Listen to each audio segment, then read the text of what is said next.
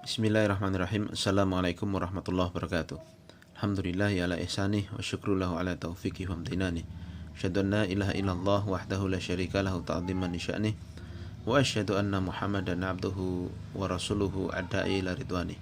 Allahumma salli alaihi wa ala alihi wa ashabihi wa ikhwani. Amma ba'd. Tulab atau talibat KMI kelas 12 yang dimuliakan Allah Subhanahu wa taala. Alhamdulillah kita bisa melanjutkan kembali pelajaran kita. Dan sekarang kita sampai di pelajaran 49 ya, bab 49 dari syarah kitab Tauhid ini. Nah, kita langsung saja. Qala al-muallifu rahimahullahu taala, babu qaulillahi taala. Bab firman Allah Subhanahu wa taala, falamma atahuma salihan ja'ala lahu syuraka'a fima atahuma fata'ala Allahu amma yusyrikun. Nah, Allah Subhanahu wa taala mengatakan ya, falamma atahuma, ya, ketika Allah Subhanahu wa taala memberikan kepada mereka berdua, yang dimaksud adalah ya, ai a'ta Adam wa Hawa ma talabahu minal waladi sholih. Ketika Allah memberikan kepada Adam dan Hawa apa yang mereka berdua minta dari anak yang soleh, ya. Anak soleh di sini maksudnya waladan sawiyan. Ya, anak yang sempurna, yang wujudnya benar-benar 100% ya, manusia dan kemudian bagus ya, anak yang baik ya. Nah, ketika Allah memberikan kepada mereka berdua ya, anak ya, manusia yang baik, keturunan yang baik, ja'ala lahu syuraka'a fima atahuma. Lihat maknanya, ja'ala lahu syuraka ay ja'ala lillahi syarikan fi ta'ah. Mereka berdua, yaitu Adam dan Hawa, ya, menjadikan bagi Allah sekutu dalam ketaatan. Fima atahuma ay ma razaqahuma minal waladi bi an sammayahu abdal harithi walayan bagi an yakuna abdan illa lillahi. Ya, fima atahuma yaitu kepada apa yang diberikan kepada mereka dari anak itu ya, dengan cara menamakan anak itu dengan nama Abdul Harith ya, dan tidaklah pantas ya untuk ya, seharusnya itu bernama kecuali dengan hamba, dengan nama hamba begitu, kecuali hamba itu diperhambakan untuk Allah semata. Nah, kemudian Allah lanjutkan, fata'ala Allah ay tanazza, maka maha suci Allah, maha tinggi Allah, amma yusyrikun ay amma yaf'aluhu ahlu Makkah minasyirki billahi fahuwa intiqalun min dzikri syakhsi ila dzikril jinsi.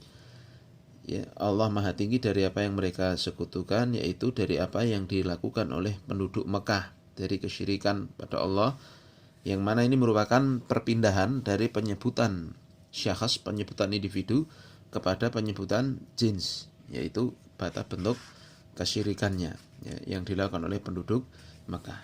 Ini bagaimana maksud ayat ini ya. Nah, kita baca dulu ya. Qala Ibnu Hazm, berkata Imam Ibnu Hazm. Siapa beliau?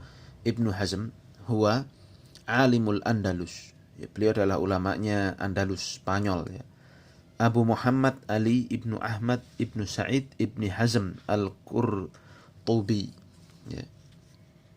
Qurtubi ini nisbah ke Qurtobah ya.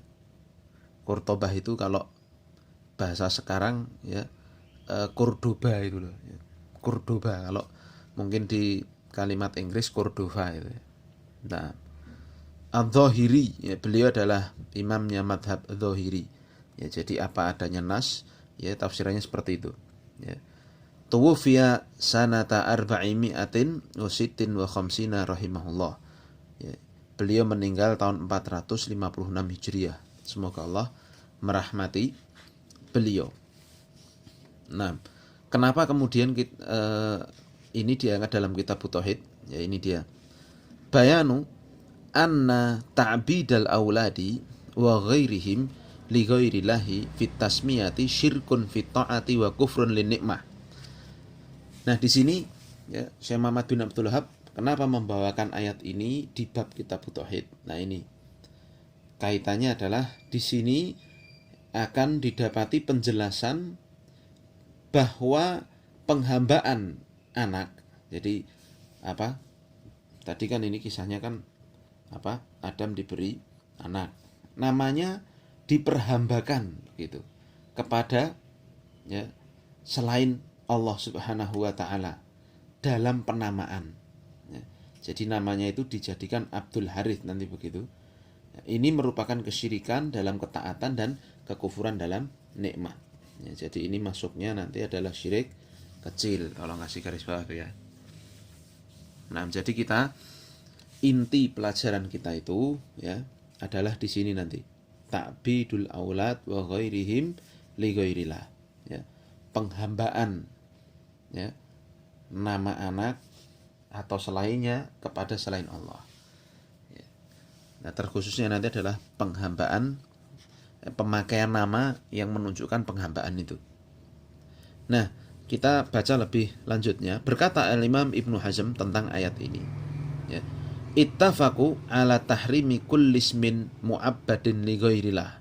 Para ulama bersepakat atas haramnya segala nama yang dipersembahkan, yang diperhambakan kepada selain Allah, seperti Ka'abdi Amr, seperti hambanya Amr, Abdul Ka'bah dan Abdul Ka'bah, wa ma asbah dzalika. Ya, dan yang semisal dengan itu. Hasya Abdul Muthalib, ya, kecuali nama Abdul Muthalib. Ya, ini ya, sebagian ulama atau kebanyakan para ulama memperbolehkannya. Ya. Abdul Muthalib nanti ada apa atau mungkin saya tambahkan sedikit. Jadi kenapa kok Abdul Muthalib ini diperbolehkan? Jadi singkatnya karena Abdul Muthalib ini kan beliau ini kakeknya Nabi ya. Nah, kakeknya Nabi Abdul Muthalib. Ada dua pendapat ya di kalangan para ulama tentang pembolehan nama Abdul Muthalib ini. Yang pertama adalah ketika perang Hunain, Nabi SAW sendiri pernah menyebutkan ana Muhammad, ana nabiyun la kadzib, ana ibnu Abdul Muthalib. Aku itu Muhammad, aku nabi yang tidak dusta. Ya benar-benar 100% benar begitu. Dan aku adalah anak keturunannya Abdul Muthalib. Ya, Nabi mengucapkan itu ketika saat itu kan pasukan kaum muslimin kan jumlahnya banyak. Ya, sekitar 12-an ribu mau menyerang suku Hawazin. Ya. Di sebagian orang saat itu mengatakan bahwa kita itu biasanya kalau perang sedikit aja menang. Ini banyak kita insya Allah pasti menang ini kan begitu. Kita pasti menang. Maka Nabi tidak sepakat dengan kalimat tersebut. Ya. Kemudian ternyata tiba-tiba setelah setelah jalan terus begitu, nah mereka yaitu pasukan Nabi dan kaum muslimin tersentak dengan serangan dadakannya suku Hawazin. Ya. Sampai sampai ya istilahnya sebagian kocar-kacir, ada yang mundur.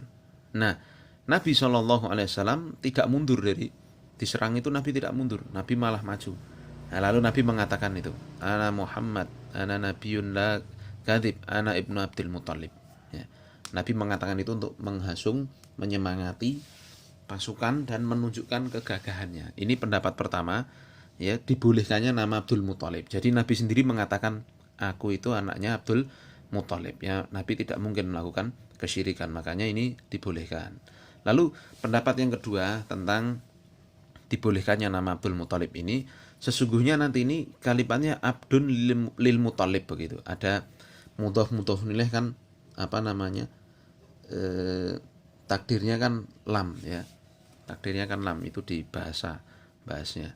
Ada kisahnya. Kenapa kok Abdun lil Muthalib itu dibolehkan? Karena saat itu ya Hashim ya. Jadi pamannya kakeknya Nabi SAW, bapaknya Abdul Muthalib ini. Bapaknya kakeknya. Nabi Muhammad kan Muhammad bin Abdillah bin Abdul Muthalib bin Hashim kan begitu. Nah, Hashim ini kakeknya Nabi yang kedua ini dulu adalah penguasa Mekah lah begitu. Nah, suatu ketika beliau menikah dengan seorang ya penduduk Madinah dari Bani Najjar, namanya saya lupa saat ini ya nama istrinya beliau, tapi dari pernikahan itu beliau memiliki anak ya. Jadi yang bernama Syaibah. Jadi Abdul Muthalib ini nama aslinya Syaibah. Nama aslinya Syaibah. Nah, jadi Hashim itu ya kan orang Mekah asli. Kerjaannya orang Mekah kan memang dagang kan. Nah, waktu mau dagang ke Syam, Mekah kan sejalur, kalau ke Syam lewatnya Madinah.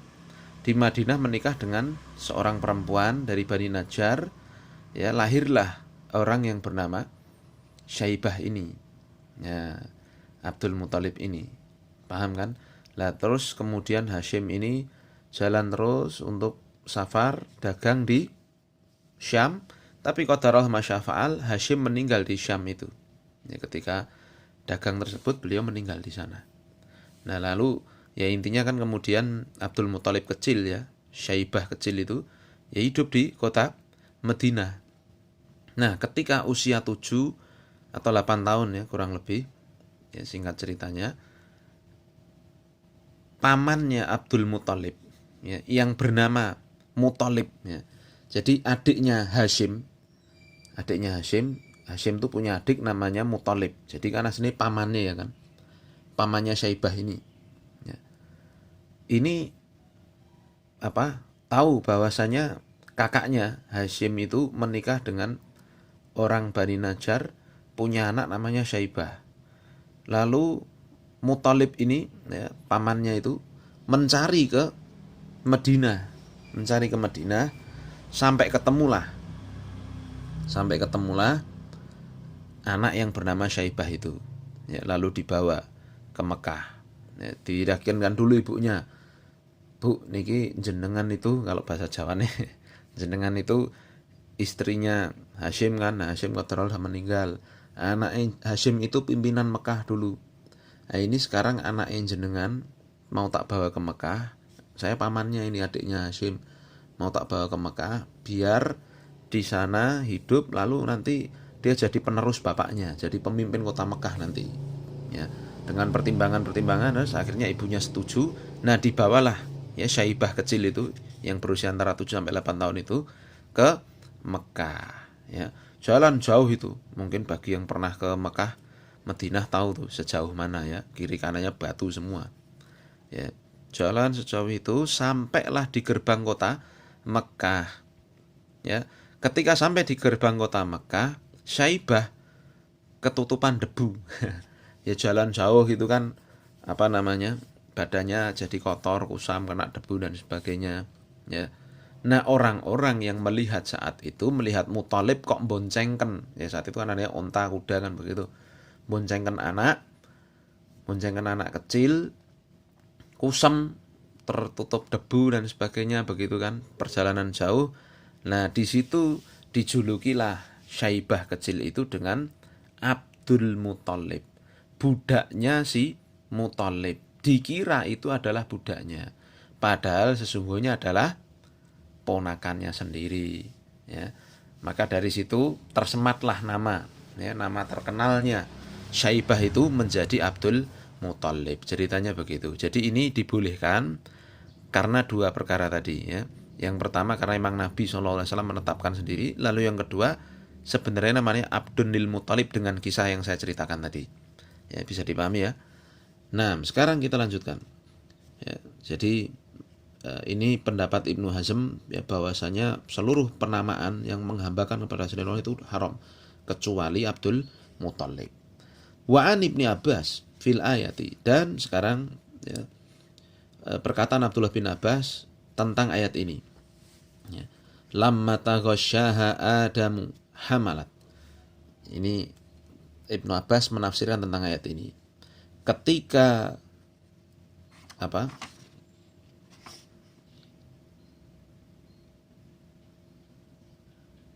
Nah, di sini sebentar, sebelumnya ada ini yang kelewat, belum saya baca. Kalimat dari Ibnu Hazm, hasya Abdul Muthalib ay falam yattafiqu ala tahrimi tasmiyati bih. Maka para ulama tidak sepakat akan haramnya penamaan dengan Abdul Muthalib. Li'anna aslahu min ubudiyatir riq. Karena aslinya itu adalah pemakaian penghambaan untuk tadi, untuk perbudakan tadi. Au li'annahu min babil ikhbar bil ismil ladzi urifa bihil musamma la min babi insya'i tasmiyah. Atau karena pengkabaran dari yang dinamai itu. Ya, sejarahnya tadi kan kok bisa dinamain Abdul Muthalib ya. Ikhbaril musamma itu sudah saya ceritakan. La min babi insya'i tasmiyah, bukan dari sisi membangun namanya dari awal sebagai budaknya atau hambanya ya Muthalib tadi. Hamba yang menyembah Muthalib, bukan begitu namanya. Tetapi artinya ya seperti sejarah yang saya sampaikan tadi ya. Dikira sebagai budaknya Muthalib tadi. Nah, sekarang kita pindah pada perkataan Abdullah bin Abbas tentang ayat ini. Lamma taghasyaha Adamu hamalat. Ketika Adam taghasyaha ay at-taghasyi kinayatun anil jima'. Ya. Satu ungkapan tentang hubungan suami istri ya. Jadi ketika Adam menggauli Hawa, maka Hawanya hamil begitu. Fa'atahuma iblis. Lalu datanglah kepada keduanya iblis. Faqala, maka si iblis berkata, Inni sahibukum alladzi akhrajtukuma minal jannah.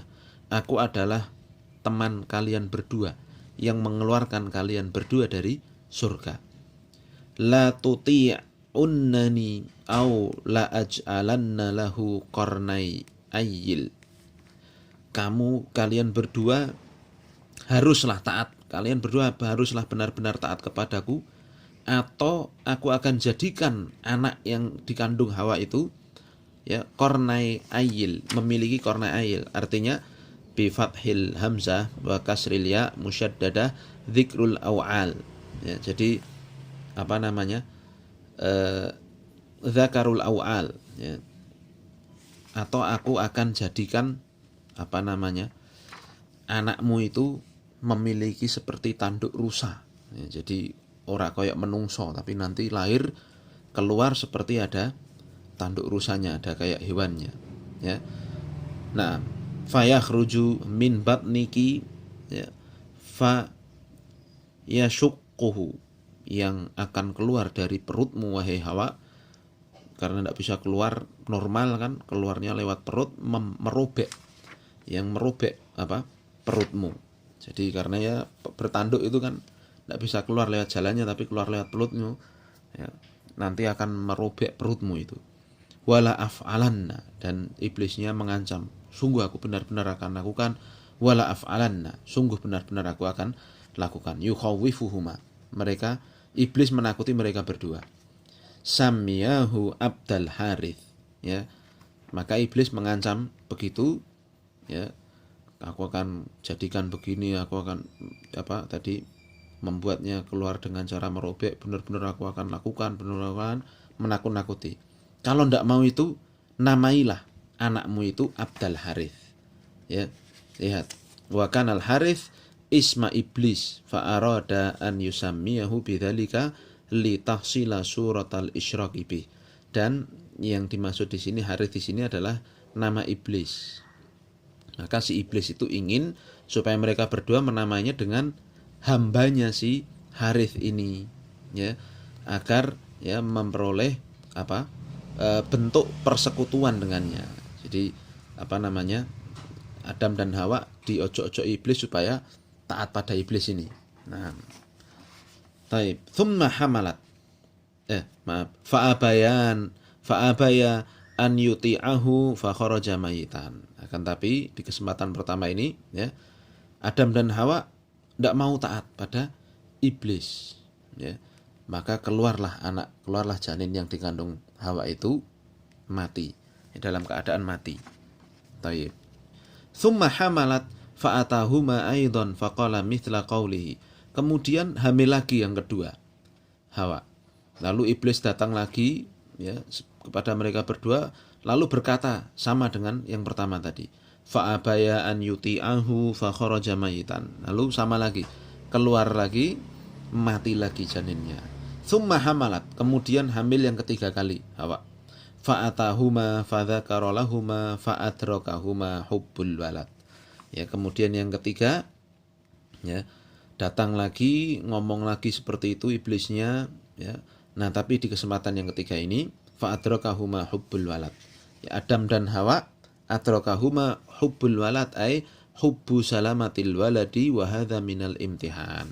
Ya, di kesempatan yang ketiga ini, ya, terjadilah ini Adam dan Hawa lebih cinta kalau anaknya itu selamat, ya, dan inilah ujiannya begitu, ya, diuji oleh Allah Subhanahu wa taala di sini, ya. Nah, karena memang pengen anaknya lahir selamat, nah akhirnya fasamayahu Abdul Harith. Di kesempatan yang ketiga ini, ya, Adam dan Hawa menamai anaknya sebagai Abdul Harith, ya. Fadzalika qauluhu ja'ala lahu syuraka'a fima atahuma. Maka disitulah, ya, tafsir dari ayat ini, mereka berdua yaitu Adam dan Hawa, ya, menjadikan anak yang lahir itu, ya, syuraka'a fima atahuma, sebagai apa?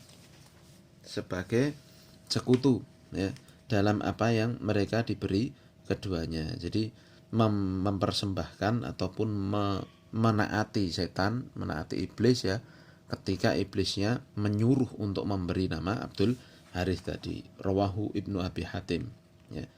Taib walahu bisanadin sahihin an Qatadah qala, dan, ya, diriwayatkan pula dari Imam Qatadah, ya, dengan sanad yang sahih bahwasanya beliau mengatakan syuraka'a fi ta'atihi wa lam yakun fi ibadatihi.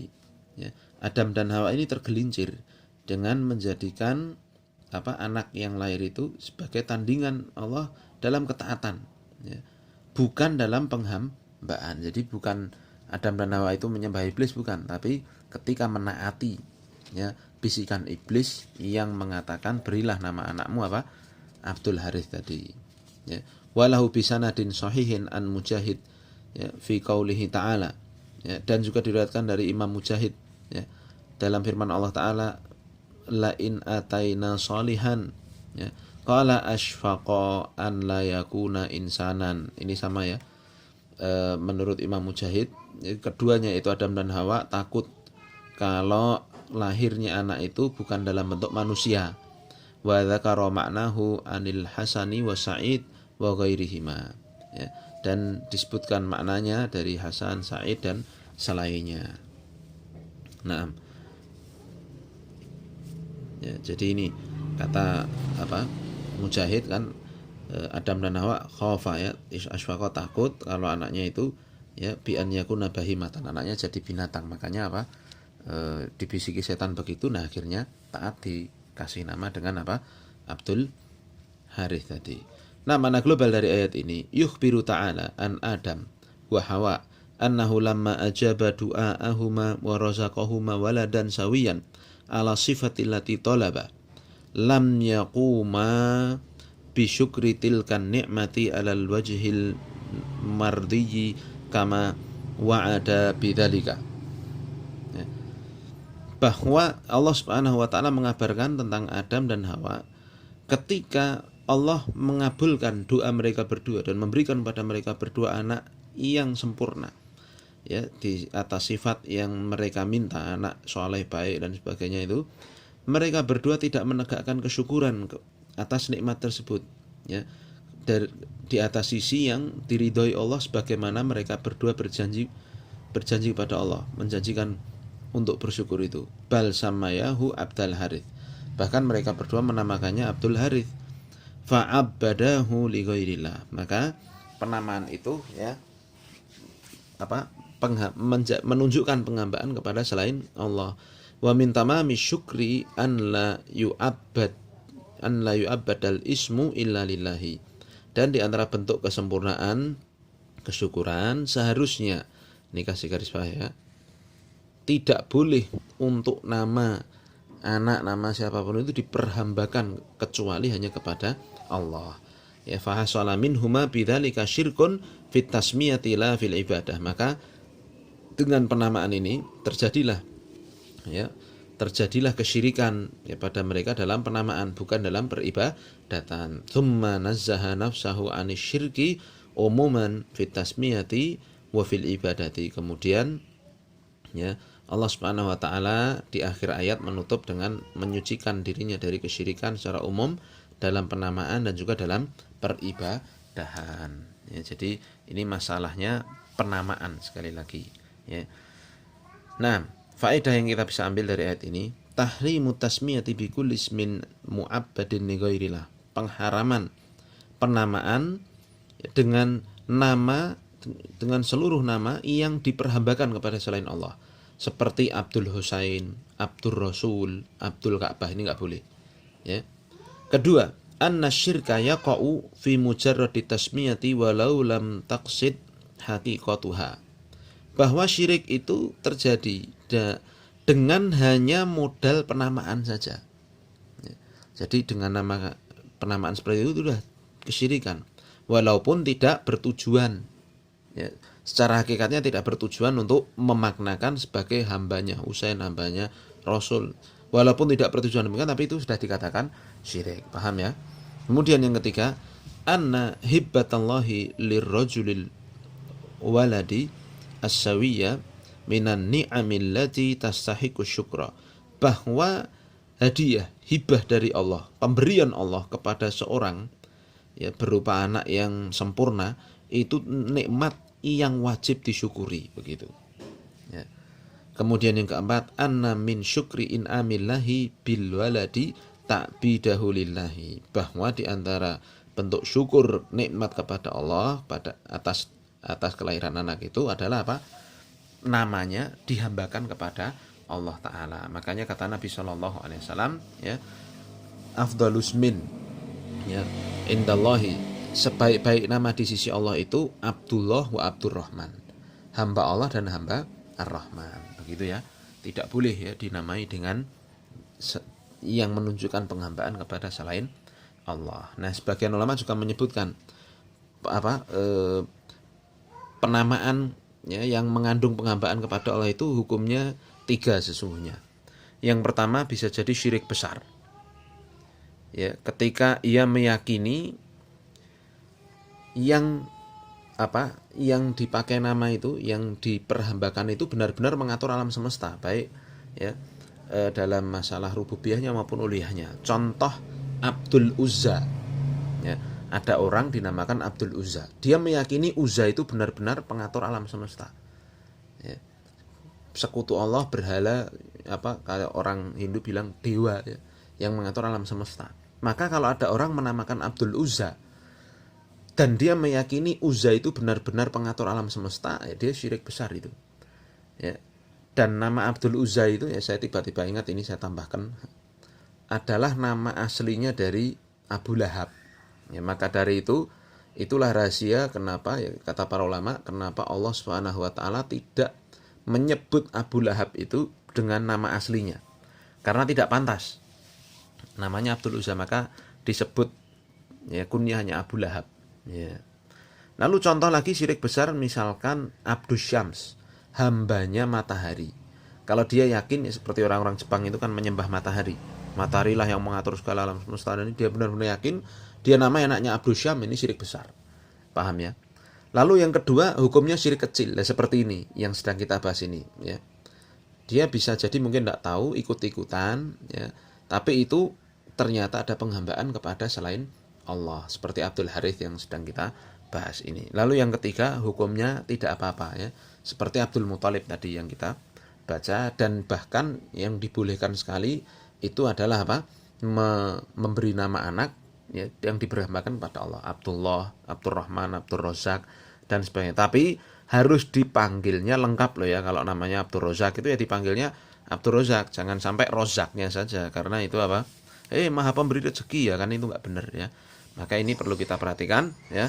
Dalam penamaan aja ternyata Allah Subhanahu wa taala, Rasul, Islam ya mengatur sedemikian detailnya. Inilah agama kita yang kita cintai, dan semoga kita diberi keistiqomahan sampai akhir hayat kita memeluk agama Islam dan mati di atas Islam. Subhanakallahumma wa bihamdika asyhadu an la ilaha illa anta astaghfiruka wa atubu ilaik. Assalamualaikum warahmatullahi wabarakatuh.